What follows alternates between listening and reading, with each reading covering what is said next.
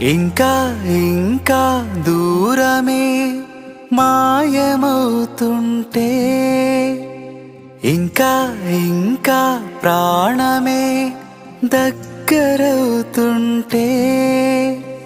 తెలియని భావమేదో మనసులో తొంగి చూసి మౌనమే చెరిపివేస్తుంటే,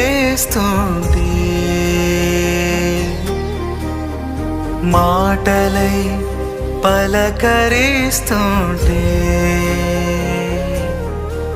నిన్ను చూసి నన్ను చూసి చెప్పాలని అనిపిస్తుంది. ఏమని?